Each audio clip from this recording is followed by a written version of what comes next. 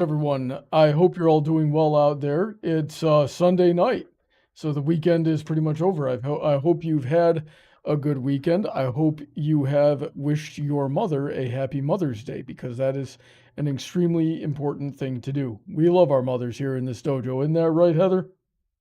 Yeah, we love good mothers. If your mother was mean, well, maybe she had a good reason for it. But if there was no good reason for it, she's not the mother we are honoring today. Nah, We are in fact, honoring the best of mothers.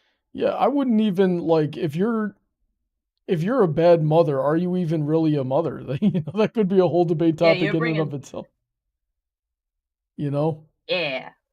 The only people who have the mother rank are the goods. Indeed. So, Yeah, so go just wish your thought of bringing mother in that.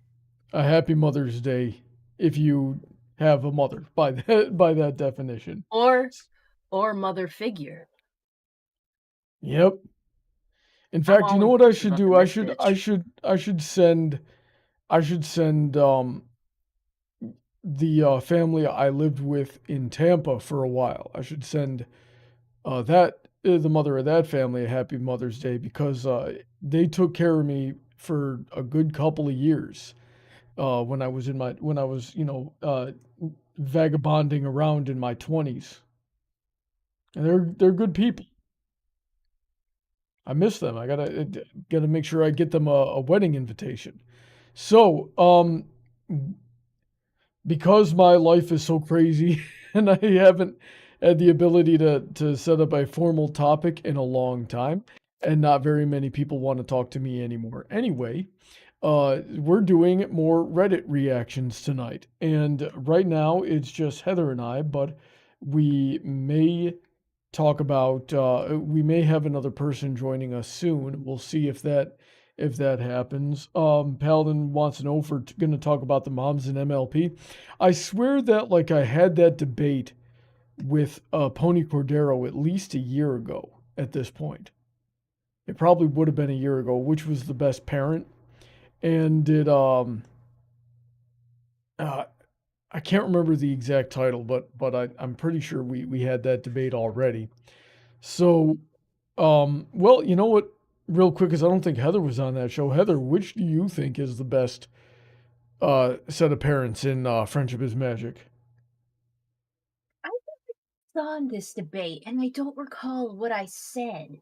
Like, I'm thinking of it now. Rainbow Dashes are too clingy. Twilights are kind of vanilla. Apple Jacks are dead. And Pinkie Pies are kind of, seem how to have a stick up their butts. Fluttershy's are just as, like, maybe even more submissive than she is. I guess Twilight's win by just being, like, the most sane factor.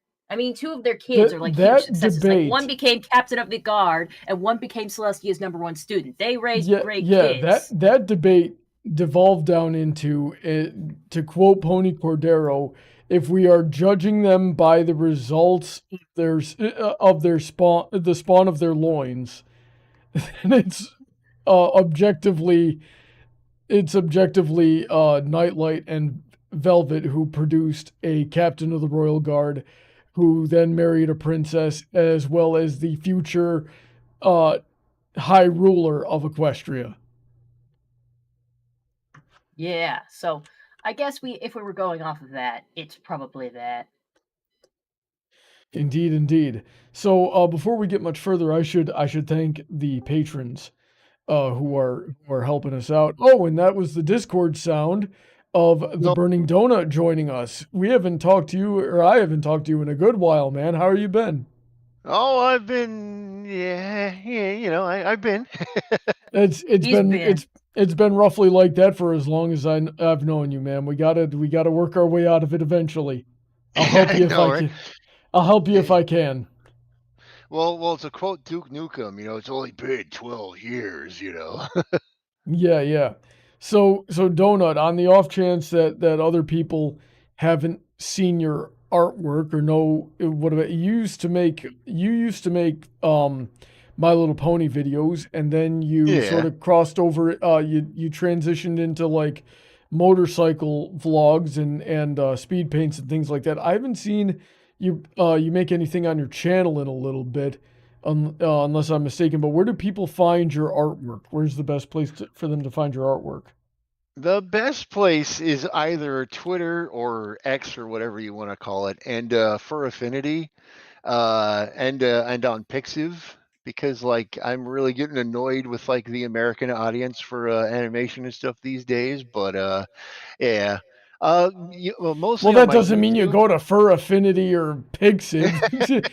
No. You're like, Twitter's kind of, there's some SJW people I don't like on Twitter, so I'm going to go to the worst possible platforms as a safe haven. Unfortunately for furry art, there's not very many options. There is Ink Bunny, but I know a lot of people don't like the material that's Oh, on God. there. Ink Bunny's Ink Bunny. I forgot about Ink Bunny just for how bad it is. Yeah. But I've yeah, never heard of Ink Bunny. Well, just avoid it. If you've never heard of it, you don't want to to avoid all of these platforms. Like I guess. What did you? The nice thing about Pixiv is that it is genuinely Japanese, and it does appeal to a Japanese audience. So you don't have, as long as you're not posting a picture of Bridget, you'll be fine.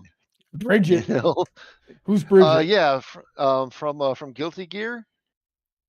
Oh, Believe okay. me, that's a can of worms you don't want to open on your. I know. No, not stream. now that you've said guilty. No, that's the thing about this stream. I want that smoke. I want that controversy. Oh, you do? I don't care. Yeah, I don't care. Oh, so Jesus.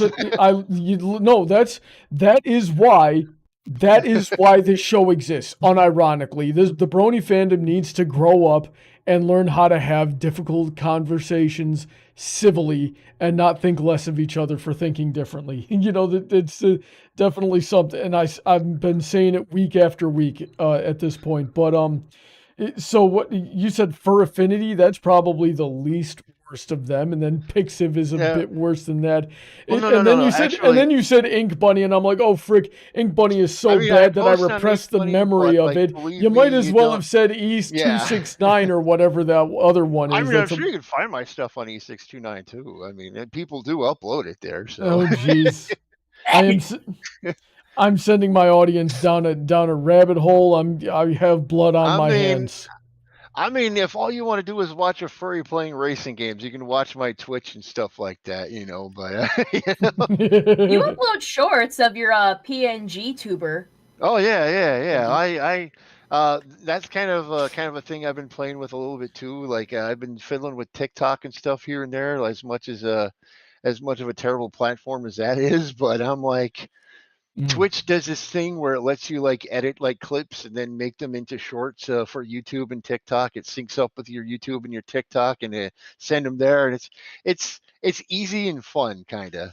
And it's fun seeing the death threats when I upload furry art, So yeah, well anyway, before we get much further, we're 8 minutes in and I haven't read off the patron slide yet. So thanks to everybody who supports the channel, especially on the $10 and up tier, such as Heather, who's with us. There's also Shady Oak, Autoknight, Emerald, Senko, DJ, Rain, Billy, Alden, Kanto, Mr. Sonic, Alicia, Calbeck, StarChaser, VentureCorp, Willyzin, Icanus, Vulpecula, Raptor's Talon, Jimmy, Jay Yoshi, and Dark Malcontent. A lot of those guys make their own content. Their links are in the description. Go check them out. And if you want to support me, get on the show, and pick what we talk about, you can check out the Patreon and what you get in return. We are doing fundraising. You might notice up at the top of the thing there is that emergency dental fund. And we've had a lot of like just horrible accidents in the last couple of weeks here. And Heather, help me remember the list here, even though we just got done talking about it with my mother. I wouldn't even call them accidents because, so it started with you getting punched in the face and your tooth getting chipped. So we had to get that looked at. Then our AC broke and we were left without AC for several days in Florida in 90-degree weather, I might add. So that was fun. 90, it was close to the hundreds. Oh my god! Inside our house, wow. maybe. Inside our house got to hundreds, but like then my car had some worrying signals. Like the battery really needed to be changed, but then I had some lights, the check engine light go on, so we had that going on, and then it looked like the fish tank sprung a leak. It looks like that might not be the case, but we were thinking we were gonna have to get a new fish tank for a while. But if that turned out to not be the case, that's one less thing. But that's still something we had to consider. It just seemed to be one thing after another these past few weeks. It was and don't forget we also had to make major repairs to our laundry room because that won't stop leaking. And now I'm and we've got a plumbing leak that we got and that's probably going to be at the very least a few $100s to fix. Possibly also into the thousands. So yeah, basically the universe has just like come up to you and be like, "Hey, looks like you guys are doing pretty good there. It would be a shame if something should we did a round of repairs that equaled out to like $4,000 or $5,000 something like that, and I had a handle on it, and I was a week away from paying it off. We had I'd been saving up, and Heather had been helping me with it. And I was a week away from paying it off. And then the tooth, in this order, the tooth, the laundry room, the plumbing leak, the car, the fish tank, and the air conditioner. The AC happened before the car. Yeah, okay, so yeah. But yeah, that's 6 things all in the span of 2 weeks, and each of them was at least 1,000. And some of them multiple thousands, like my tooth here. So I don't have the GoFundMe up yet because I mismanaged my time today. So, but I will have it up before I start the Pal World stream following this one. But if you feel like, if you're enjoying the show and you feel like donating, there's always the stream tip link in the description. You can also, if you want to, you'll notice a link at the very top that'll take you into the Brony Debates call-in server. So if we say something that you want to respond to, you want to come on the show and respond to something that we say, or you want to make your own piece heard, you are welcome to do that. Just join the Brony Debates call-in Discord server and tell us what you want to talk about. And if I find it interesting, I will give you permission to come on air and you can tell us your thoughts. Now then, Paladin Pony T says, Brawny, we will have a debate when I meet you and after we sword fight. Okay, I love it. See you at Mare Fair. Oh, he's not talking about the sword fight you're thinking of. Oh, Jesus. No, we're not. We're not doing that. You know what I'm saying? This is not. Christ. This is that not is the a D terrible Club. analogy. Oh God, the implications. All right, so let's. Who's ready to read some Reddit? 15 minutes into a debate stream, we haven't read Reddit yet. So let me tab over here. I gotta update the thumbnail, by the way. DJ is not here tonight, but Burning Donut is. I'll do that after the stream. Anyway, what are your MLP hot takes? Here's my entry. Cozy Glow is a terrible villain and only improved when she was in season 9. Okay. Is that really that hot of a take? I mean, no, I think, well, actually, no. Brawny, yeah. Are you sharing like the Reddit screen with us? Because I don't see anything. Oh, not with you guys. I'm sharing it with the here. Let me fix that. Yeah. You guys were actually trying to talk about it. You don't get to see it. Okay. So here's the thing. I thought Cozy Glow was a villain. Or of course she was a villain. She was a good villain. I thought she was a really good villain. Yeah. Not much of a twist. Even like I'm the one that was surprised. Apparently I was the only guy in the whole fandom that was surprised that Discord was Grogar. But I wasn't surprised. I was disappointed. I was like, oh, yeah, that's the other sentiment. Oh, we got a tip. What did they say? Nice. I don't see anything in the chat here. Harryman tipped $22. HFS Brawny. When it rains, it pours. Here's a little to help with it all. Well, thank you very much, Harriman. Anyway, so even I knew Cozy Glow was going to be a villain. I was always wondering how, because she's an innocent little, or not innocent, but she's a little pink Pegasus, right? She's the same age as the Cutie Mark Crusaders, as far as I can tell. I see someone's never seen Cats Don't Dance before. Yeah, but that's what I'm getting to.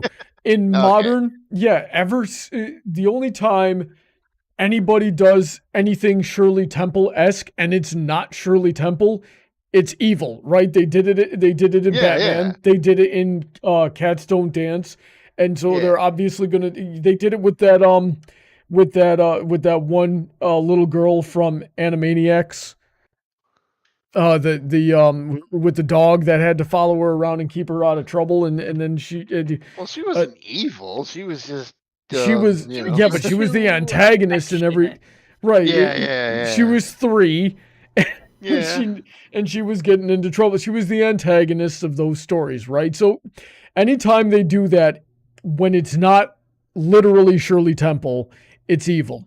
So I knew that Cozy Glow was going to become a villain. I just didn't know how. I didn't know what her plan was. But after watching her like live up to her cutie mark and just play that chess, and before and had everybody checkmated before they even knew they were playing the game, that put her like in a very close second with Sombra for best villain for me. And when we actually had a best villain debate on this show years ago, I was like, okay, I started off going, okay, we all know that I am a King Sombra simp, but tonight I'm going to shake things up and I'm going to say Cozy Glow is the best villain and would win against all the others in a head-to-head, right? Just because of how good of a straight. So I didn't think she was that's a really long way to say I don't think she's a bad villain.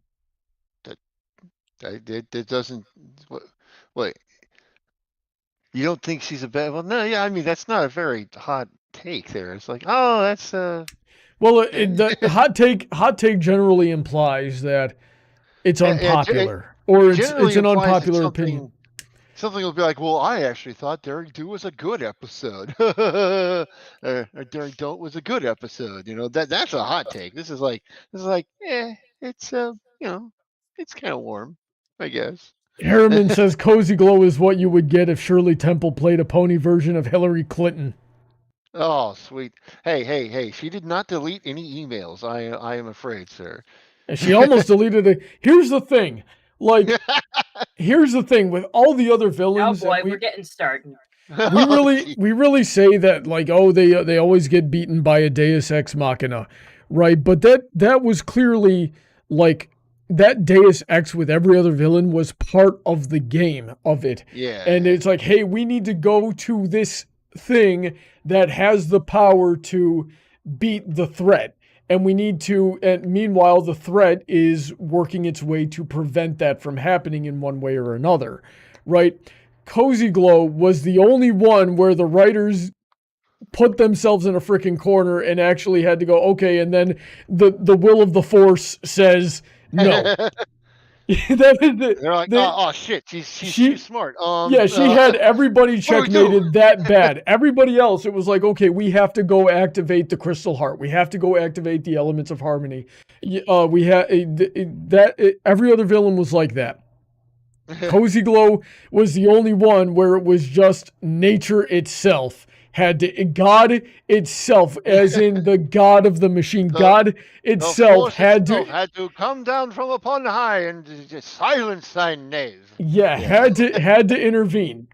Other than that, everybody was beat. So no, Cozy Glow was not a terrible villain. Okay, shirt 1574, you're wrong. Heather, what do you think? I mean, the only thing Cozy Glow didn't offer me was, she wasn't funny. I like a villain who's funny. So that's just like a personal preference thing, though. She worked thematically within what they wanted to do with her. Yeah. I will say, I was surprised that people were surprised. I'm like, nobody acts like, even if you didn't know Shirley Temple, you didn't get the reference, nobody talks the way they do and acts as sweet as something like that. Without some ulterior motives. No one talks like that. It's like how I feel around someone who's too friendly. They're just like, well, I hope you have a great day or something like that. And I'm just like, no, the fuck you don't. What do you really want? Oh, you know they're on Twitter, just sitting there going, I can't believe that girl. She's fucking Hitler. Yeah. It's like, yeah, I knew it. That's that situation that you're most likely to see on Reddit where the dude goes to the coffee shop and then gets his coffee and then the barista says, God bless you, and the dude goes, I'm an atheist, right? And it's just like it was just so like, oh, I don't believe in God. Oh, and just made it really awkward for everybody. And then that dude went home, got on his computer and went, I totally owned this this Christian totally chud. Own this chud, motherfucker. And then everybody clapped. Don't you believe it? Everyone clapped. Yeah. You can tell. That's a fucking song, Brawny. I know it is. You've played it. It drives me nuts. Let's move on. Okay. Spike makes more sense as a theorized 7th element than Starlight sets up force field. I don't think that's much of a hot take. I think most of the fandom believes that, actually. A 7th element? Yeah. You know how there's always like the 5th ranger that comes in or something like that. There's always like the green ranger who has a special little thing and where they're like the Brony fandom has been having like theories and debates and discussions on if there were more elements of harmony, what would they be? Yeah. And they always boil down to something that's already within the purview of the 6. Well, basically the 6 elements are literally just like the 5 very elements general or whatever. concepts. Yeah. It's like loyalty and smartness and it's like, so it's like, wait a minute. Well, what about strength and wisdom? It's like, well, don't those fall under? You need strength and wisdom in order to be honest, in order to be exactly. generous. And basically all of season 4 demonstrated that all of these things that you were saying would be a 7th element, they're just required in order to make. And a lecture I give a lot whenever I'm doing a Brony Debates panel at a convention is at the very end of it, I say, hey, okay, which one is the most important of the elements? And everybody's got a different answer. And then what I try to do for people is to show them that you need each of the 5 core elements rely on each other in order to work. You can't have true honesty without kindness, and you can't have true kindness without honesty, and it's hard to have real loyalty without generosity, right? And they all play into each other.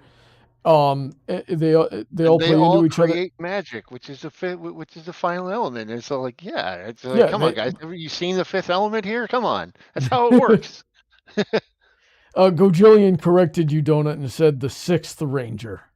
Oh, well, you know what? That's the general. It depends on which particular group of rangers you're talking about. Sometimes it's like the 3rd or the 4th. So like sometimes it's even the 5th and 8th. So it depends on like which group you're talking about. But there's always like that theme of like at some point that you have the normal group that's all getting together, and then all of a sudden there's like that one or that pair that is like, oh, hey, they're like us, but they have the power of blankety blank, Yeah. The Harriman says counterpoint, and this goes back to Cozy Glow.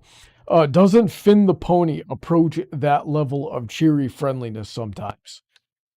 That's why I'm kind of on edge around that guy. It's too nice. Yeah, how many people have like gone around saying that like Mr. Rogers must have been some insane kind of killer just because he's such a nice guy? It does. Like, I mean, it happens more often than not when people put up a face like that they've got some kind of serious skeleton.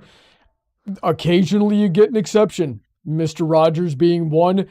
Finn the Pony is probably the only person in the whole fandom, outside of maybe Jasper, where I would say, nope, that's genuine. At least as far as I can tell. I am joking. Yeah. But then again, I'm going to still go up to Finn Pony, give him the side eye and be like, I know what you are. I know what you are. I know what you did last summer. Not actually, I wasn't there, but I have a good feeling about it. We do know that he is a fan of Has-Been Hotel and Hell of a Boss, and those people are not really capable of being good. Oh yeah. Those guys. I'm not losers. Totally not me. yeah. Not me. Wasn't me. Couldn't be me. I'll throw that shade all I want. I hate those shows. Watches every single episode. So, yeah, because of you, woman. That doesn't stop that it happened. Well, Nathan, no, DJ is not here tonight. Unlike some people here. So Heather, what do you think about Spike as a seventh element? Do you even think there should be a seventh element? What do you?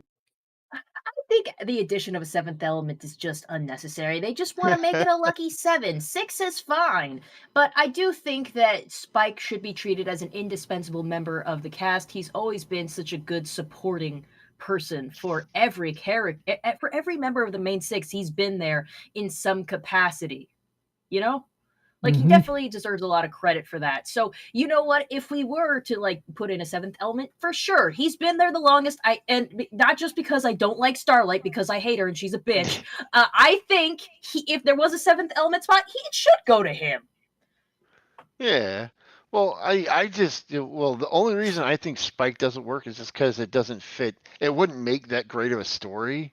It's always more fun when like new characters are introduced and you find out that like maybe the powers work slightly different than you thought. But you know, that's just me because I'm a fucking Super Sentai fan. So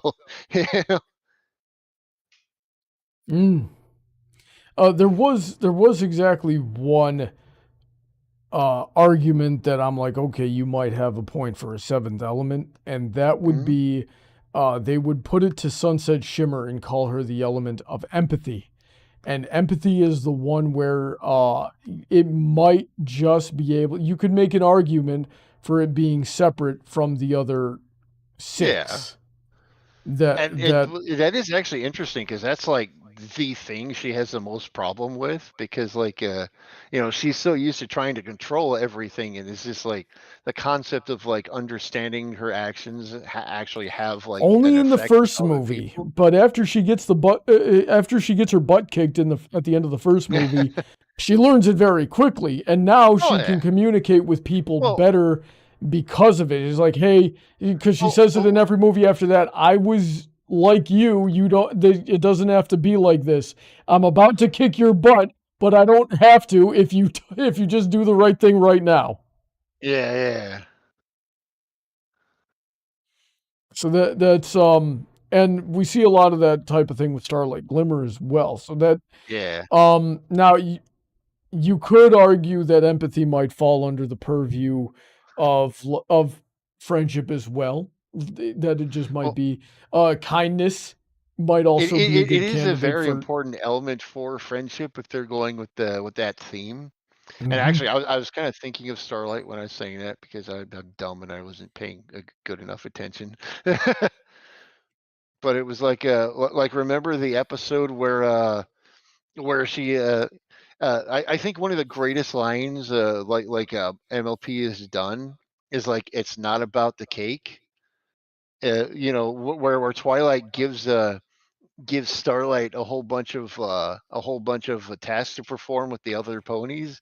Yeah. And so, but they get so distracted. She's like, you know what? Screw it, you guys. You guys are doing what I'm fucking saying. She puts them all under mind control, and then she starts talking to Twilight, and like Twilight's like, dude, it's not about the cake. It's literally, it was like, I didn't need a cake. I needed you to hang out with Pinkie Pie and stuff like that. And it was like that moment right there. It was like, oh shit. I fucked up. Yeah, that she ruined it at the start of that episode too. Where, hey, set the table without magic. Immediately sets the table with magic. Well, you took all the work out of it, and there goes my metaphor. It's like you're supposed to apply the wax on the car in this motion. Oh my god. All right, let's move on here. Let's see here. Ojo de Tigre says, I didn't hate movie Twilight. I'm not denying she did some pretty bad stuff, but I think we should cut her some slack. Her country was under invasion, for crying out loud, and she was responsible for saving it. People become easily irritated and do things they wouldn't normally do when they're stressed out and desperate. The one thing I wouldn't justify is her taking her frustration out on Pinky, but she immediately regretted it, though she should have apologized right then and there. So what I'm saying is, I know she was pretty unlikable, but given her situations, her actions were understandable. So, yeah, you can. I agree with this. You can understand the psychology of the situation, why somebody would. For when they started, I was really confused and thought they meant like Sci-Twi from the Equestria Girl movies, and I was just like, people were mad at her, but I'm like, oh, I get what you're talking about, and I feel I didn't hear a lot of people be angry about that, but I guess when you make Pinkie Pie cry. Yeah, it'll happen. I feel it was just mainly just like the writers weren't particularly good at getting it down properly, and they're like, oh crap, we have to have them yelling at each other. I know, we'll make Twilight yell at her. Okay, cool. I don't know. I felt like it was very powerful when she was like, because I'm with this person, because Twilight would go on to say, this is not enough. We are not enough. Like, just that feeling of helplessness of being like, what we are is not going to save our home. Like, everything is at stake right now. And most of it's on me because I'm a princess, a leader, and I need to save my home and my family. And like the whole movie, it was like she's trying to be like, guys, we can't just sing a song and fucking have everyone join us. And she's getting more and more frustrated as things appear to start going the wrong way. And it's just like, no, I get it. I just feel the writers could have, maybe presented it a little better. But I think that's more on the writers than the characters, And the characters are only as good as you write them. Yeah. The comment here says, I absolutely loved what she has done in the movie. I don't know, but that behavior gives so much development for her character. Looks real. She's not just a colorful, friendly pony princess. She's more like anyone else. The real magic of G4 is how they were able to make the character so relatable. And I think that's one of the best examples of it. I mean, it did. It led up to the villain song, and it did like a really good job of like the way Twilight related to Tempest was actually a really impressive song, and it was like, and like the whole time Tempest is just like trying to like dig her thumb into the wound and be like, see, I was right, Yeah. Yeah, because friendship, she's been alone her whole life. Friendship never did anything for her. Yeah. And then she had to learn that hard lesson of, hey, if you hang out with traitors, you're going to get betrayed. Yeah. Let's see what else we've got here. Dona, why don't you read this one for me? All right. What I've seen of season 9, Sombra saddens me. He had a perfectly good comic story, and they just threw it all away. Where's the Radiant Hope in Princess Armor? Amore.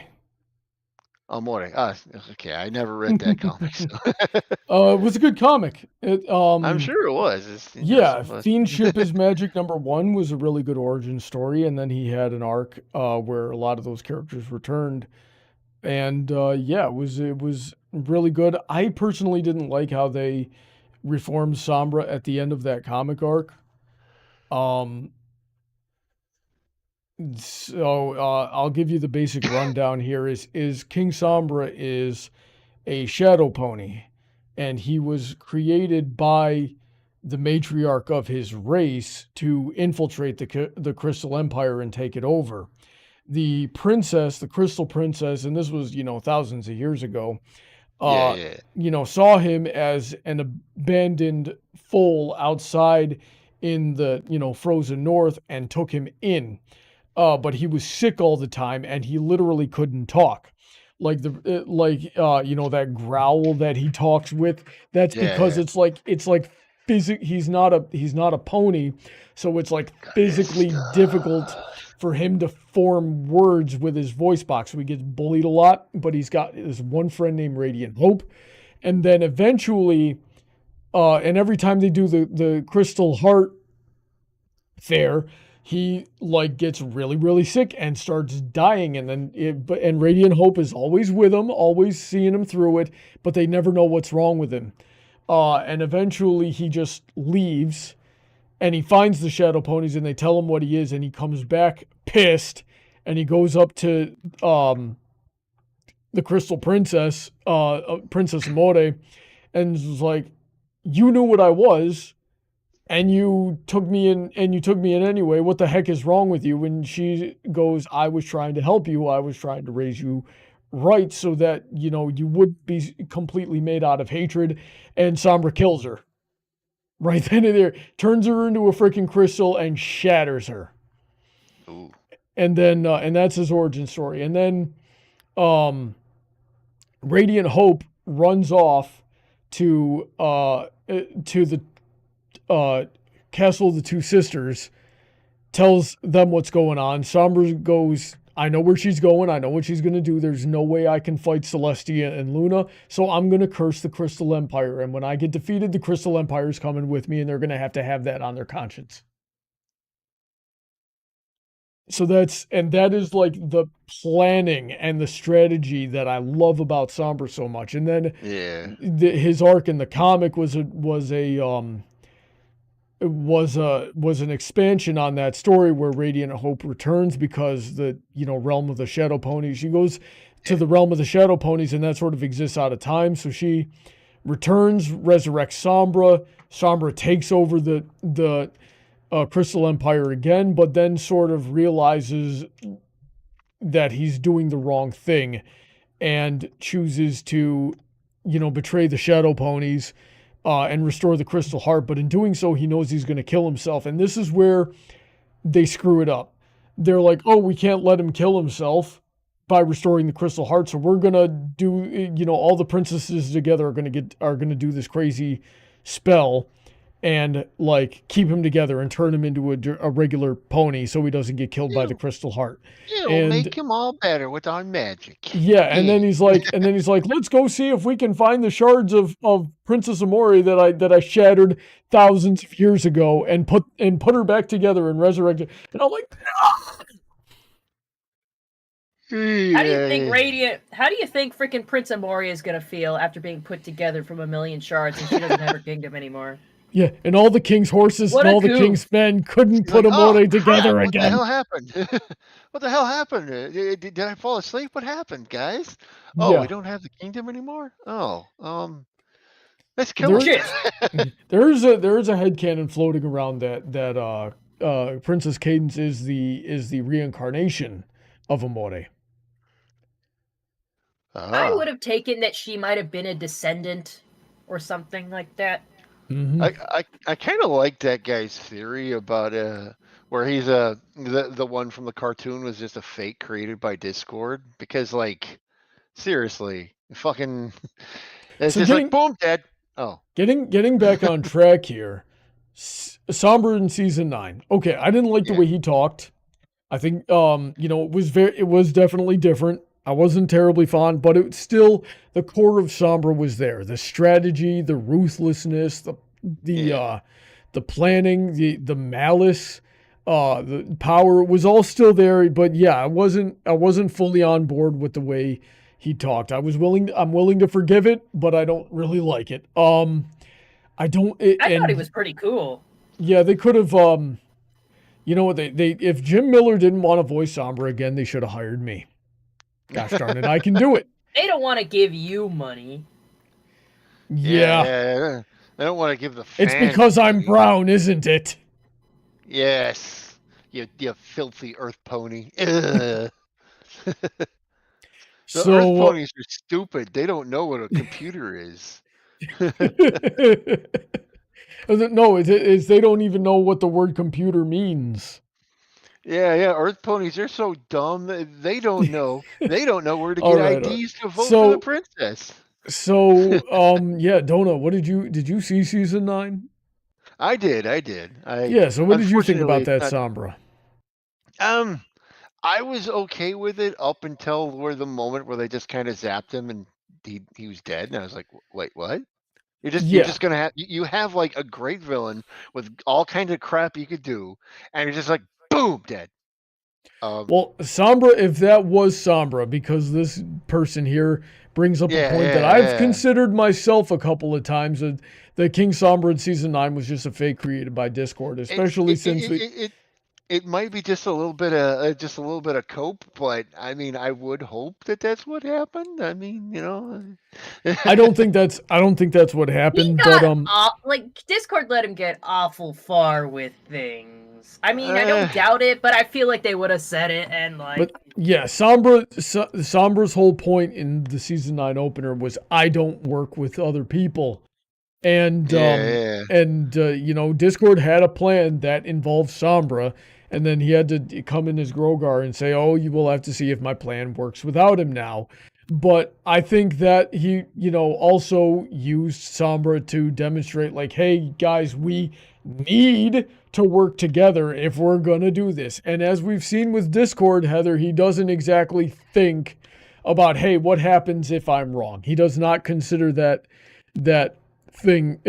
possibility. He just knows that Twilight's going to prevail, and then he's wrong, and he's right eventually, but that's not before he's wrong like 2 or 3 times, and Equestria gets destroyed in the process.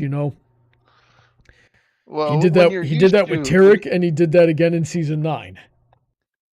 When you're used to all limitless power, you do get a little cocky occasionally, Yeah. So that's Discord is he's very, he's clever in his own way, but he's not exactly a good strategist. He's not the best strategist in the show in terms of, as far as villains go. Yeah. I mean, like I said, he gets he's like, well, I'm just powerful enough that I could be like, boop, oh, look, you're a glass of chocolate milk now. Huh. Yeah. Yes, he was, at least in the comics, like Celestia and Spike were having a conversation at one point, and Spike's like, "Oh, how come you give Twilight all of these challenges?" And Celestia goes, "Well, because I'm trying to help Twilight get better, and I know she can do it. But she needs to know that she can do it, and she's never going to get there if she doesn't struggle. And I have a plan if something goes wrong." So Spike's like, "Oh, what are you going to do if your plans don't work with Twilight?" And she goes, "I got backups. I'm ready. I know what to do." So which put my mind at ease. Technically, Twilight was like the first, like the 3rd time she's tried it before. So yeah. Yeah. Let's see here. Trixie was barely a villain, if at all. Okay, so nobody in the fandom thinks that Trixie was a villain outside of maybe Magic Duel. Right? Yeah. Nobody ever thought Trixie was. So this is not a hot take. Yeah. That's a very, very lukewarm take. Heather, do you want to read this one, or should we just move on? God, that is a lot. Let's move on. Okay, holy shit. Moving on. Heather, how do you have so many words just to say I don't think Trixie was actually a villain? It's like sorry, bro. Okay, so before we read this one, we got 3 here that are definitely not hot takes. No issues with Twilight becoming an alicorn. Most of the fandom agrees with you. Yona is freaking adorable. No, most of the fandom freaking agrees with you. Cozy got a fair punishment. Most of the fandom agrees with you. We just got a few. Like, Jesus Christ, guys. We like to meme on it. We like to meme on it. Like, hey, we literally imprisoned a child in stone. Ha ha ha. But no one gives a shit. I've met a couple of crazy people that have never. Psycho of a child. Yeah, I've met a couple of crazy people that don't understand why, how, like, things are supposed to work and just don't understand the concept of sociopathy. That thinks that Cozy Glow's punishment was really harsh, but they're few and far between. For the most part, people are like, yeah, Cozy got... no, she's crazy and she needs to go down. Heather, read this one. We got from Gloomy Rest 1387. Yeah. Oh, after Well, there we go. I can't read it now. The hate Go against for it. Flurry Heart is insane. Sure, her design is kind of weird, but she's still cute. She's not even a brat. She's a damn baby.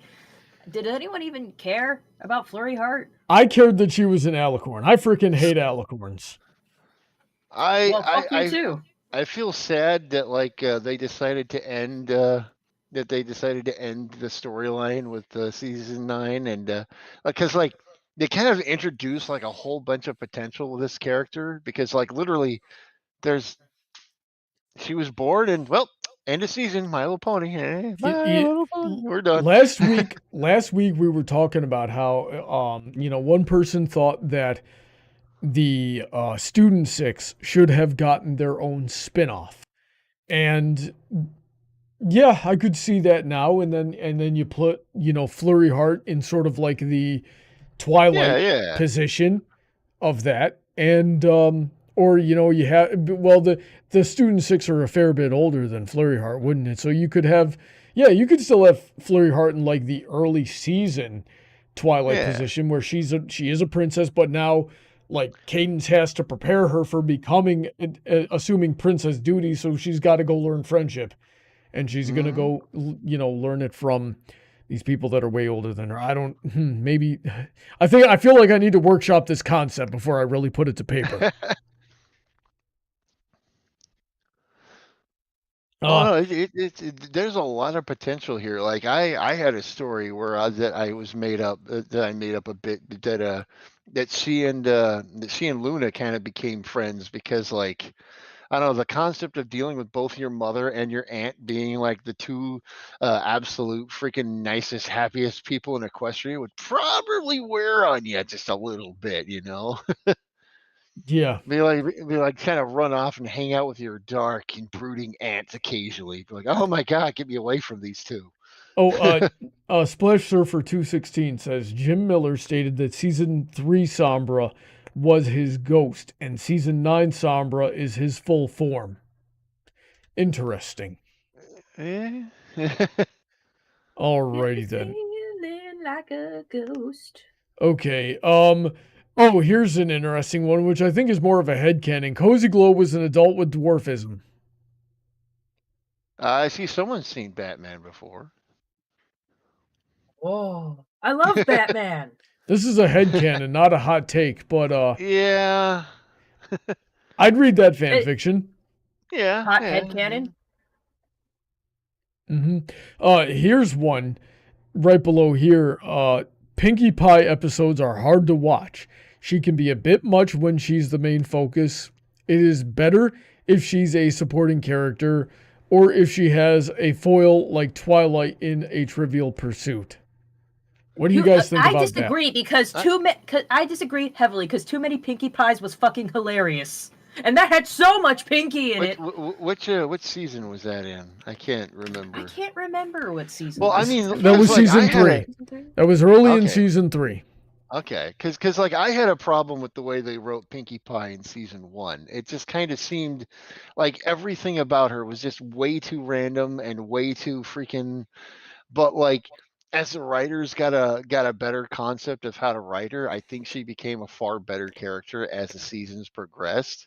But it was like in season 1, it was like every time it was a Pinkie Pie episode, I kind of felt like that episode of Family Guy where like Peter was like, "Hey guys, it's a Meg episode. Why don't we just go ahead and see what else is on?" I didn't mind Pinkie in season 1 and 2. I thought Pinkie in season 3 needed a lot of work. I felt like they turned her up really high in season 3. Yeah. Especially, listen, I watched Too Many Pinkie Pies, and, maybe I should preface this with, when that aired was like one of the most, I was at one of the most depressed I had ever been in my whole life, and probably the most depressed I'd ever been in my whole life at that time. And, I watched it, and then I literally went into a coma. Like, that episode took so much out of me that I went to sleep. It was like Saturday afternoon. I took a nap, and I woke up Sunday evening. Eesh. Yeah, I was asleep for like 32 hours. So from what I'm getting here, you didn't like it. It was just exhausting. It was just, I thought it was funny. Well, My Little It Pony was hasn't waited- funny. It was funny. Like, I can go back to that episode and watch it, and it was funny. But, like, at the time, it did psychological damage. It did psychic damage to me. You're just like watching it, and it's like emotional damage. You're like, holy shit. I can't believe it hurts that much. Like, I'm trying to think of other Pinky-centric episodes. There's the one where she wanted to get a gift for Mod Pie, and Rarity worked off of that really well. So it was like it was really good for me, that one. I'm thinking of other Pinkie Pie episodes, and I've enjoyed most of them. That sort of plays into what this guy is saying, is that Pinky on her own is too much, but when she has a foil, it's really good. Oh, so like I was actually thinking one of my favorite Pinkie Pie episodes was the one where she took care of the kids. And it's like, well, wait a minute, that wouldn't really be a Pinkie Pie centered episode. So it's like, oh, I see what you're getting at there. Well, you're talking about Baby Cakes? Yeah, that was a Pinky episode. Pinky was in most of that episode alone. That was kind of the point of the episode. Well, no. She was watching the kids, though. She was like trying to take care of the babies and stuff like that. Yeah, and it had amazing lessons. Like, hey, babies actually need to be taken care of. You can't, there's a lot more to parenting than just playing all the time. Yeah. Like, I mean, like, it was funny because, like you were saying how something you were dealing with was made that one episode hard. Well, I was actually staying with my sister at the time that episode came out, and dealing with her kids was a lot for me because friggin' kids jumping all over the place. You're like, holy shit, these guys are annoying. But it's like, you want to like them and you want to be nice, but it's just like, holy crap, guys, let's just. I've worked the entire episode was like, yeah. Yeah, it's definitely, it was a very mature, very well handled lesson and presentation, definitely in a way that like kids would understand. I've worked childcare a couple of points in my life, and I enjoy it. But I'm very grateful that at the end of it, I can give them back to their parents. Oh yeah. And there's a lot of times where, and you try to be their friend and you're, there for them as much as possible. But some of these kids are just bad. And the only way they learn is by getting the crap kicked out of them, right? You gotta, or not literally, but you got to discipline these kids, right? You got to put them in timeout. And if they're not going to sit in timeout, you got to sit there with them and hold them. Right? Or if they're like harassing another kid, you got to physically pick them up and take them away so they can't freaking hurt other kids. And for some reason, I was the only person working in these places that understood that. Or even if like some of the other people understood that, they were like, oh, but the legality. No, I don't care about the law if the law prevents me from doing a good job. Or from doing my job correctly. And my job is to protect these kids and teach them. And if I got one kid that's being a little piece of trash, then I'm going to separate that kid. Yeah. I'm going to discipline that kid. That's the whole reason the parents, if society seems to have forgotten that, but that's the whole reason the parents leave the kids in daycare. Otherwise, you would be at home with your kids and realizing how bad these kids are, and you would be disciplining them probably harsher than I am. Oh God, that just reminds me, I had this one girl and we're like, okay, we gotta switch activities now. You need to clean up your station here, and she's just here making a mess of everything, not listening. I say, hey, you gotta pick up your project here, and she doesn't listen. So I start picking up her project for her, and she, freaks out and tries to hit me, and I freaking pick her up and I take her and I sit with her in timeout. And she's like yelling at me, and I'm just going, you're being a brat. And she gets all offended. I can't believe you called me a brat. I'm going to tell my mother you called me a brat, and you're going to get in so much trouble. I said, go ahead, little girl. Let's tell your mother that I called you a brat. Let's tell her why I called you a brat and see how that goes. You want to play that game? And then she shut up. Yeah. Alrighty then. Talking a lot about nothing. I think most Pinkie Pie episodes are good. But yeah, there's definitely a lot of people out there that can't handle that type of energy. I met one dude who can't watch the show because of her voice. There is one aspect I saw someone in chat brought up was Yeah.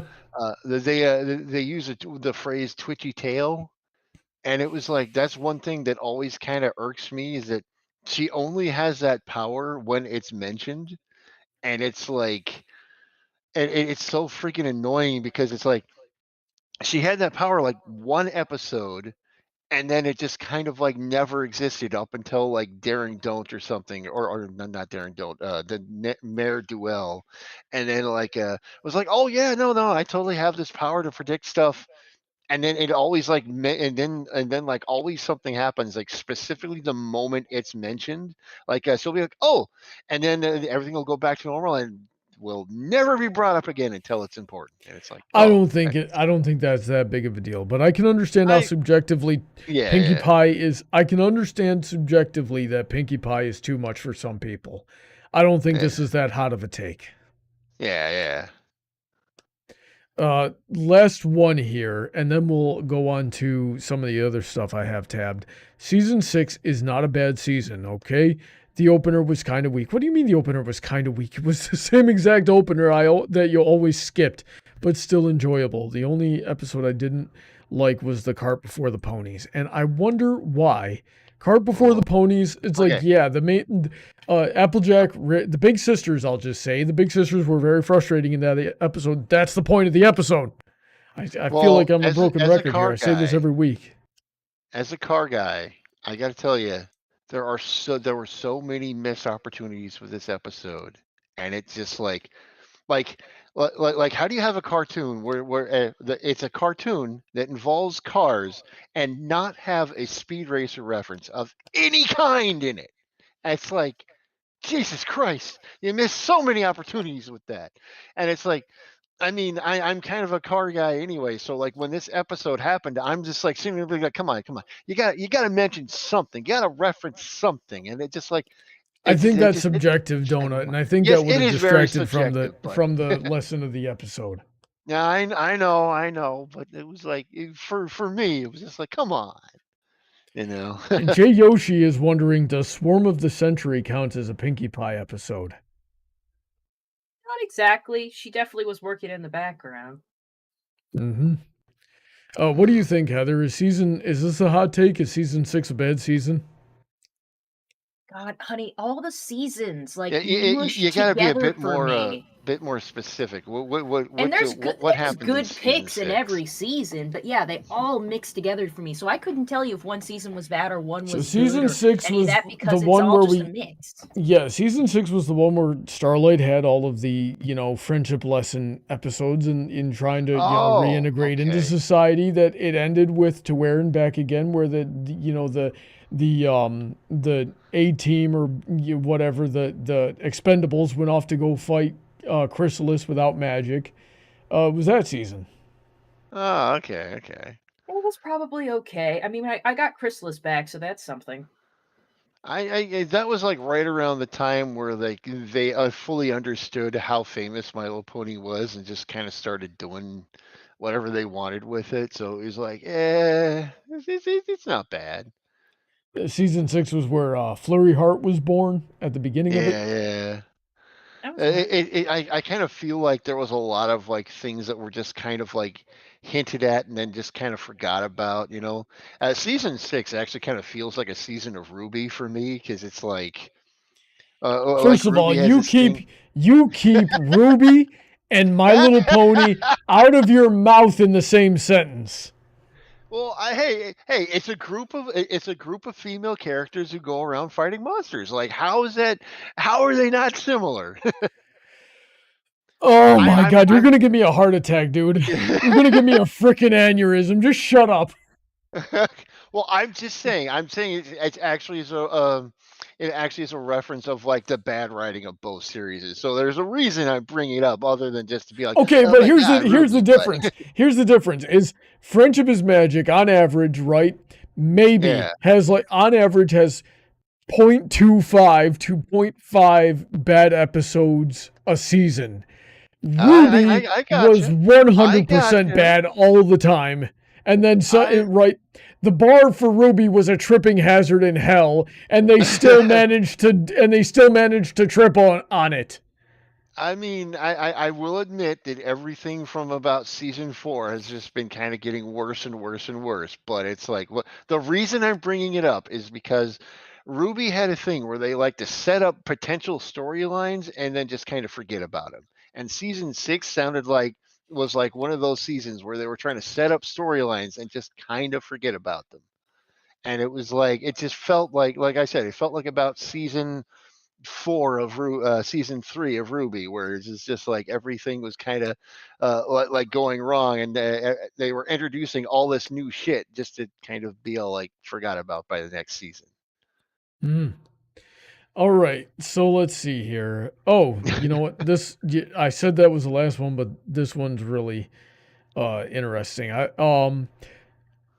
Let's see. It's Spike being a dog. Not only do I not like the design, but it makes me uncomfortable to see him as a dog in the series. He is her adoptive brother. Twilight already has a pet. Also, the implications of Spike becomes a dog. Does that mean the other dragons would all be dogs? And why is Spike one? But diamond dogs are human. It feels like they did it for the joke. It seems strange. That I gotta agree with him there. Like, that was weird. All right. I admit I'm in the minority here, but that's just because I like cartoons about dogs. So I was like, oh, that's cute. Aw. I'm not gonna say the design wasn't cute, but like the logistics magically of that, like, super confused me. I was just like, and what? I think he's more commenting on the social dynamic of comparing what is supposed to be a brother figure to a pet.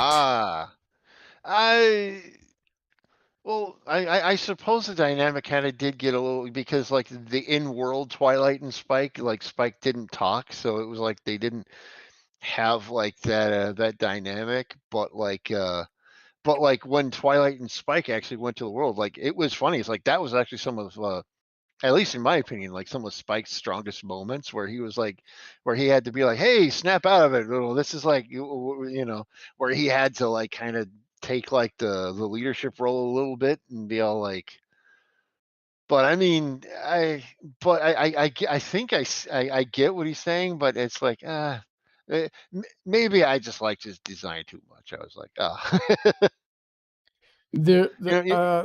being an artist, you're all like, hey, that's a cool looking design. I like that. There was a story I read recently. Shoot, I forgot what it was called. I wonder if FimFiction has a history that I can pull this thing up. But it was basically Equestria Girls Twilight, and Spike is like 15 years old, and so he's obviously like a dog and gonna die soon. And she's trying to convince him to go to Equestria to become a dragon. Right, and he doesn't want to go. So he doesn't have to die. And it was a really interesting, like, philosophical debate between the two of them on like, the morality and the implications of immortality, and just being at peace with eventually losing a loved one someday. And it was really interesting because when Spike did become a dragon in Equestria, he had to go through the same thing that Twilight was going through, with the understanding that he's going to outlive her now. And it was really interesting, and then they just dropped the ball at the end. Oh, they usually do with stuff like that. Yeah, like the writer must not have known how to end it, so he just he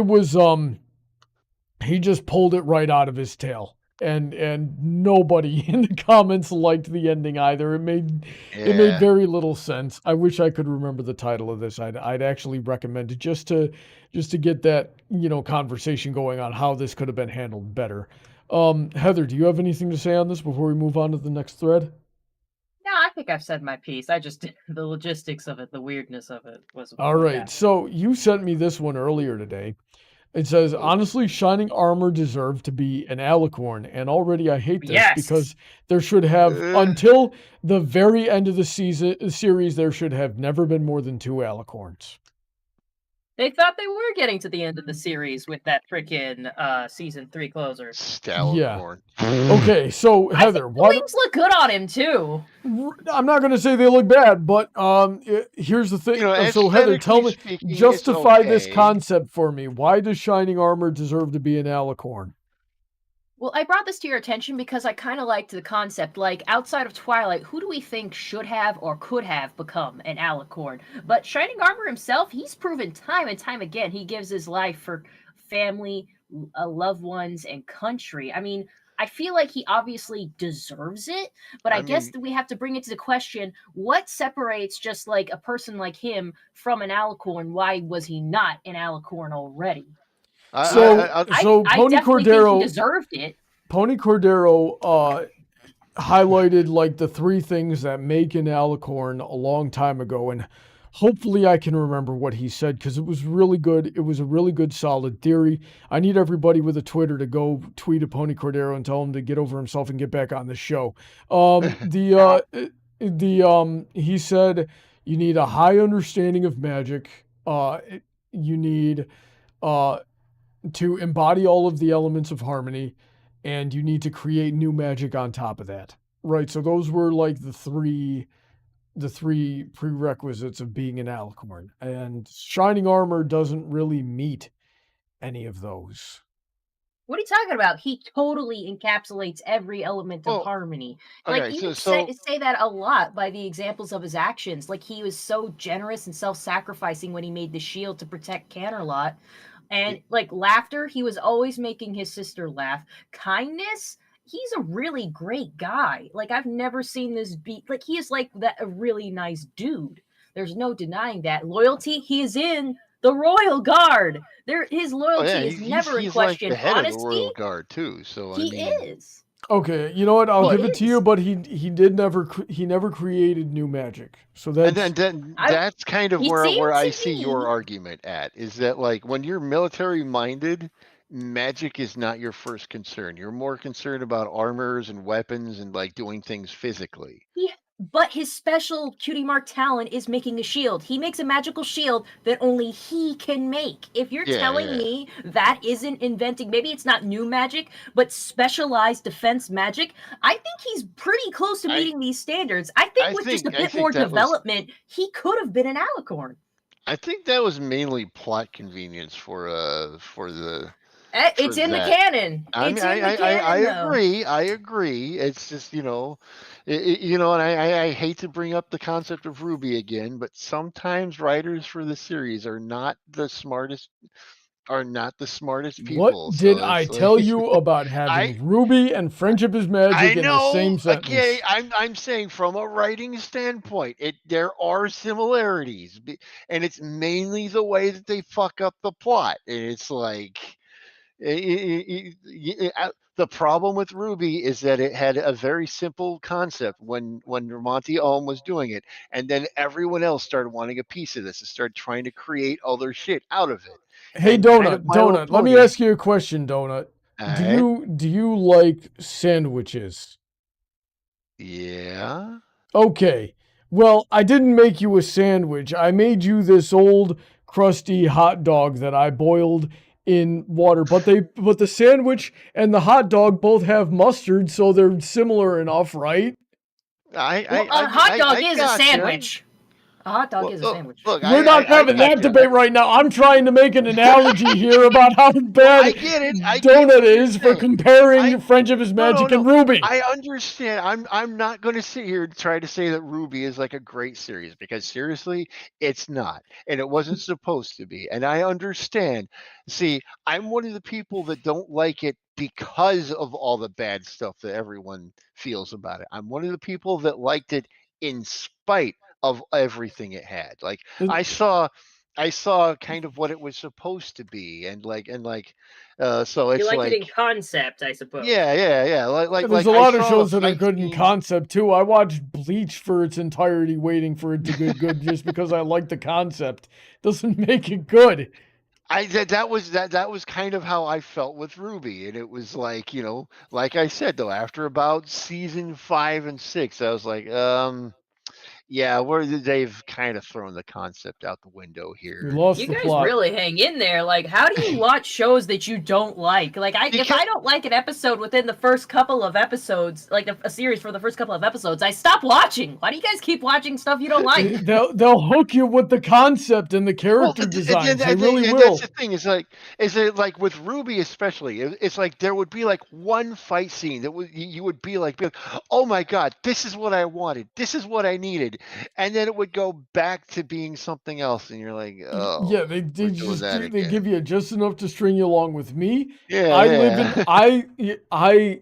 story for me is the beginning and everything, right? Yeah. And with the Bleach example, it's like, okay, I like the concept, I like the magic system, I like the character designs, and we've got the makings of an interesting story here. We just need to wait for it to play out, and then you're waiting, and then the plot holes start showing up, and the characters start being needlessly stupid, and you get idiot plots, and then you're just like, oh, this sucks. But now at this point, though, you're still hooked on the concept, and you still want to know how it ends. So you're just sitting there waiting for it to get good, and then I mean, yeah, it's kind of.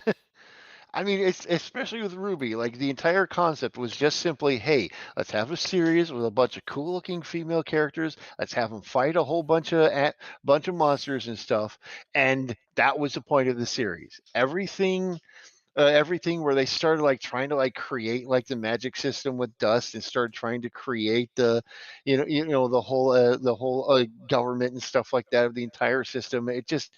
That's where they started screwing it up by trying to add all these extra pieces that weren't necessary. But it was like so many times it would just like there would just be like that one fight scene with that one song or something where you're just like, okay, I like that. Can we get more of that? But it was like, yeah.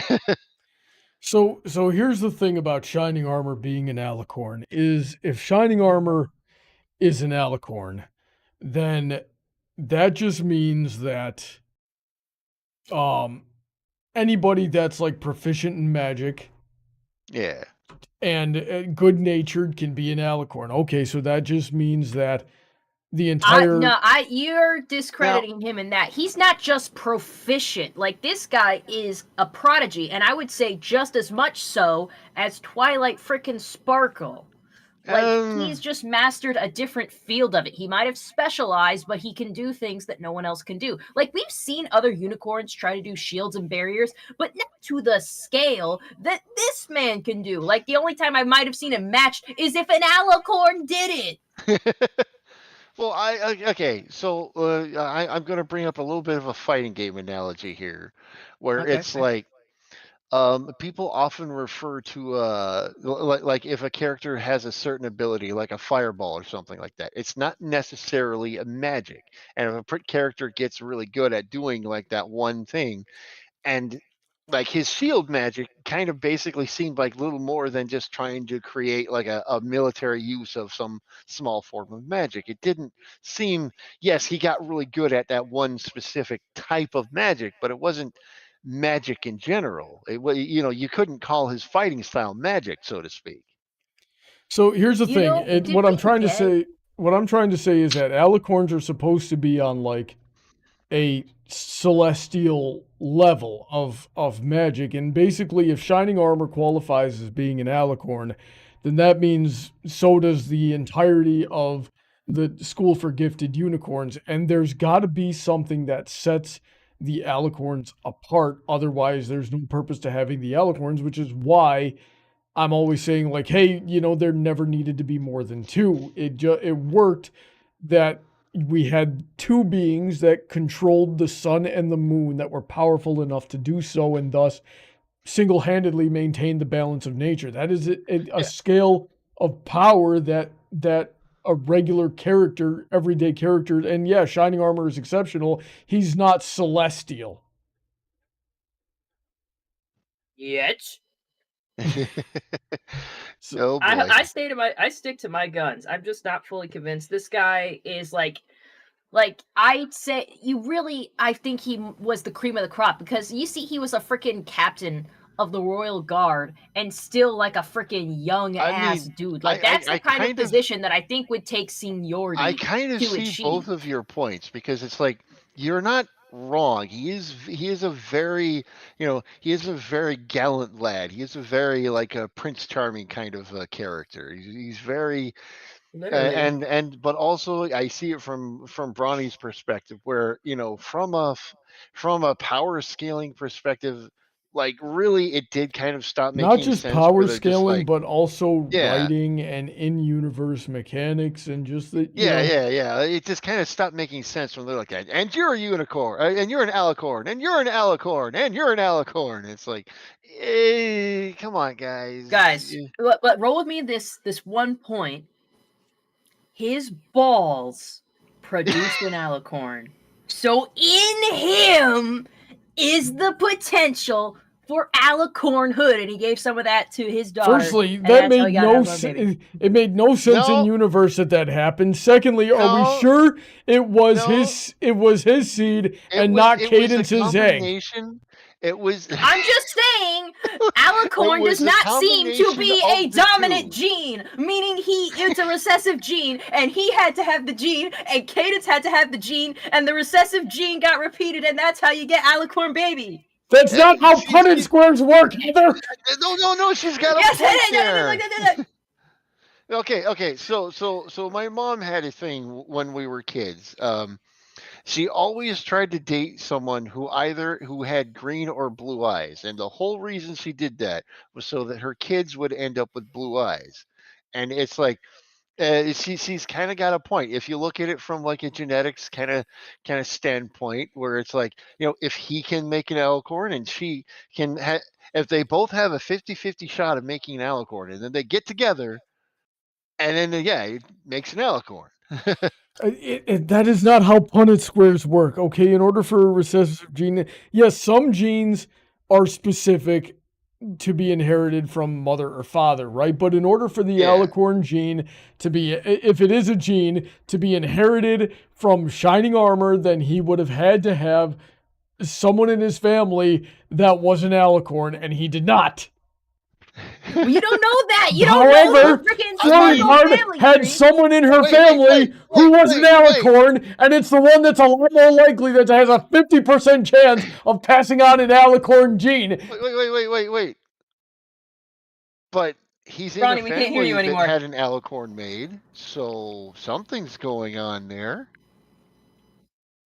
I mean, I heard Brawny shouting down the hall, and then we lost him.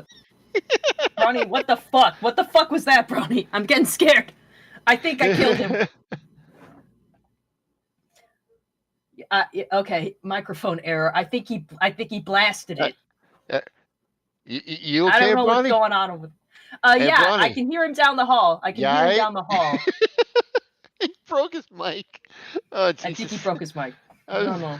Give him a minute. So while we're waiting for that to fix itself. Wouldn't it be so fucking awesome, though? Imagine him with the armor and the wings and the horn. Oh, he's he's coming over here. It works. It's Brawny from the other side of the house. Jesus Christ. While I was screaming there, my mic just went dead. I don't know why. Maybe I did something to it. Right now, I am. Oh my god! Heather, keep the show going for me for a minute while I do some Yeah, for sure. Okay. Yeah. I mean, okay. So once you get some of that, we're probably gonna wrap up the show. Let's talk to the chat. Actually, let's catch up with them. Wait. I actually have Pal World going on while we've been doing this. Oh God. I found a way with a rubber band and an eraser to keep my character doing work while I am just in there. I've been actually drawing on my tablet this whole time, my iPad, and just had my character mining shit. All right, I'm gonna put the pause screen on here, and I'm gonna go to the chat. Let's see. I'm gonna start from the bottom. Friend says, "Aren't you in the same room?" No, we're in the same house. I have my own office, and Brawny has his own office. So I usually hear him down the hall as soon as his mic cuts out, and I'm just like, uh-oh. Harriman says, Flurry Heart was conceived in love by the Alicorn of Love. I think that explains why she's an Alicorn, but she probably doesn't have a domain / cookie mark yet. All right, it looks like I got my microphone back, but I had to do. Basically, he's saying that is that because that must have been some awesome sex. I'm just saying. Boom! The whole kingdom felt it. Like, no I'm just crap, saying, right? bro, like fucking if like we don't know if alicorniness, like you can clearly be born like an alicorn, but I'm just saying if your mom's blonde and your dad has a brunette hair, blonde's a recessive gene. If it could be totally possible that you don't get blonde hair, you'll probably get brunette hair or maybe slightly lighter brown hair, but you're probably not going to get full on blonde. But potentially, if your dad's blonde and your mom's blonde, you're more likely to be blonde. So if your dad is carrying the recessive alicorn gene and your mom clearly has the alicorn gene, and like they get together, said, more likely alicorn baby. If and the thing is, like, it is probably that his family does have the recessive alicorn gene because, I mean, his sister did become an alicorn. So, all right, guys, I think I'm back. Okay, good. I had to screw around with some settings, and I gotta fix it. Crap party's I gotta fix it before the next stream, but it works for now. I had the rum and the blackjack. Rusty says hot take, alicorns aren't as cosmically powerful as y'all think they are. Then why did they start the series with, hey, this one moves the sun? Now, granted, I'll give you this, when she got her butt kicked by Chrysalis, when Celestia lost to Chrysalis, it made more sense that, okay, she's really powerful, but in ways that affect the sun. So her magic is specifically connected to controlling the sun, so she's not as strong in other things, but she's been around for so long, she knows what it's like. I can understand that. But I have, you're going to hate me for this. But this is kind of I mean, I already hate you, but what? I mean, I know, but this is kind of one of the reasons I constantly compare My Little Pony to Ruby, is because there's so much stuff that was started at the start of the series that as they added more shit to it, it made less and less sense. And My Little Pony it does exactly the same thing, where it's like, this is how the series started. Now we're getting popular, so now we have to start adding shit to things, and it starts making less and less sense. So it's like, I actually refer to this as Ruby syndrome, but you know, I actually refer to this as the Lost syndrome, because like if you remember that series called The Lost that was on NBC. Yeah, I do remember that one. It sucked. Well, that was the thing, is that like it was basically the writers, they knew that the series was not going to continue, so they wrote all this shit where they had no idea how anything was going to go, and all of a sudden they were like, hey, everybody likes it, you guys are approved for season 2, and all the writers are like, oh fuck, what do we do now? And now we have to come up with explanations for all this shit. Okay, and yeah. It's kind of a victim of its own success, you know? Okay, so let's wrap this up here now. One last order of business before we go is Heather is working on a video right now and needs everybody's help. And I will leave this link in the description. You're plugging my poll. I'm plugging your poll, Heather. Hopefully it helps you get some votes, right? There's 15 people in the chat right now, so that should be, or 15 people watching, so that should be 15 votes right there. And I expect, there's the link for it, guys, and I expect every single one of you to post this on whatever social medias you're a part of, your Twitters, your YouTube, your Google Pluses, your Instagrams, right? And just in any Brony area you're around. Send this, spread this poll around. We need to find out which one of Rarity's outfits was the best. I will say, guys, you could have known about this poll sooner if you were a part of my Patreon or my Discord server. They got exclusively the poll first. They got the poll first earlier today. Y'all want to see me vote like a Democrat? This is the second time I'm voting for this one. No, yeah. You just gotta refresh and you know. Hey, look at all these ballots that just came out. Don't spam vote. Don't spam vote.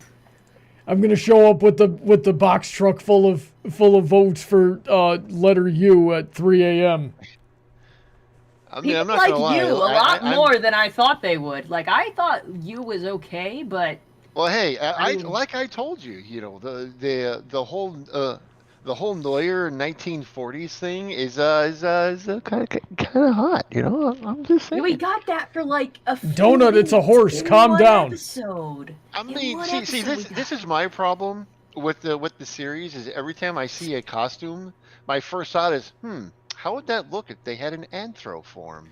Yeah, that's because you're a dirty furry, and you should repent and come to Jesus. Speaking of dirty furry anthro, Donut, I have to make you look at this picture I'm drawing. I freaking drew this anthro body, We and I will like handle it. that outside of the stream. You know what? It was tough to pick you, though. I will say this one, the ship one, because no, I didn't like that one. I didn't like that one. That one's more of like a historical costume, but that's a good one. So why did you even put Simple Ways on there? People love that one. This one's I good. Have to admit, I am kind of partial to the superhero costume, but this is really hard for me because like this is literally one of my favorite The characters. gala dress was really good. School teacher was really good. I didn't like Punk Rarity as much as everybody else did. The Shadow Spade was really good. So was this one where they went camping. I mean, it's hard, and Hipster Rarity, I'm sorry, is one of the better ones too, because it's like it was really hard just to pick one, but it was. Dag like, 1984 says option I has that hot librarian vibe going. Yeah, that's school. I'm not gonna lie, that's like in my top right there. That's in my top. She's looking good. She's looking good. She's got the eyes. She's got the like glasses. Look going on there, I mean, I'm just saying, I'm down. I'm down. Call me the Dewey Decimal System, the way I could see her getting to the point. That one wasn't as good. I should have marinated that one a couple of minutes longer before. That was not my best. That was not my best innuendo. I mean, every time I see that costume, I kind of get like "Hot for Teacher" playing in my head, Me too. I was thinking about it. It's like Miss Rarity. Get a band. Miss Rarity, please.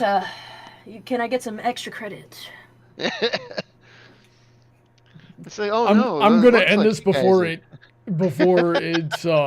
ends any worse than it. I gotta fix this thumbnail, gosh darn it. Anyway, Donut, did you have fun talking with us tonight? I did, yes. All right, very good. I'm glad you came on. So, guys, go check out Donut. I'm gonna tell you to go check him out on Twitch. Go vote in Heather's poll to see the results in her next video. And go support me on Patreon. We're trying to do fundraising to get me into content creation full time, as well as help me pay off this freaking dentist bill. Gosh darn it! When you're boxing someone, keep your hands up. It was literally I got hit in the head, and I'm like, It's like you're the teacher. You're supposed to know that. I'm a little bit rusty. I needed, it's been a long time since I've needed to try it. Here's what happened, Donut. I was testing a brown belt for his black belt, right? So it was an actual fight against someone who's actually really skilled. And it's been a long, long time since I've actually needed to put any sort of effort into a fight. So I was a little bit rusty, and I got scored on in the head, and I'm like, oh shoot, I need to keep my guard up better. And in the next exchange, I dropped my hands again, and he punched me right in the face, and I chipped a tooth. Wear a mouth guard. Yes, that's another thing, is I thought I had a mouth guard in my bag, and me fighting that day was just sprung on me. I had no idea I was going to be fighting that day. And I thought I had a mouth guard in my bag, so I wasn't prepared, and it turned out I didn't have the mouth guard in my bag, but I still had to fight. So yeah, it was just a series of unfortunate events, and now I got this dental bill that I can't afford. So please help. I'm kind of retarded, and you're not gonna lie, I'm kind of retarded. Yeah. Oh, that's gonna get clipped. Oh no! Oh no! Did you hear? Oh no! Brawny Buck is Alex Jones. No. Oh no! He used the Arsler on himself. Listen. If every other demographic is allowed to use their own slurs, then so am I. Then I'm allowed to call myself a retard. That's how it works, right? Yeah. Oh, totally. That's our word. That's our word. I should actually, enunciate that one a little bit. Because it is an R word. I'm getting out of hand here. Yeah. I better get going. Thanks everybody who supports the channel, especially on the $10 and up tier, such as this list that I'm about to read off, and I totally didn't, click out of it earlier today. It is Heather, Shady, Autoknight, Emerald, Senko, DJ, Rain, Billy, Alden, Kanto, Mr. Sonic, Alicia, Calbeck, StarChaser, VentureCorp, Willyzin, Icanus, Vulpecula, Raptor's Talon, Jimmy, J Yoshi, and Dark Malcontent. Hang around for just a few more minutes, and I'm going to, and I encourage everybody to take a bathroom break, get a drink of water. I'm going to do the same, and then we're going to play some Pal World and try to do some more fundraising tonight. Until then, stay safe. God bless. Have a wonderful weekend, and we will see you later. Say goodnight, everybody. Good night, everybody. Good, I love you. Bye. Have a wonderful time.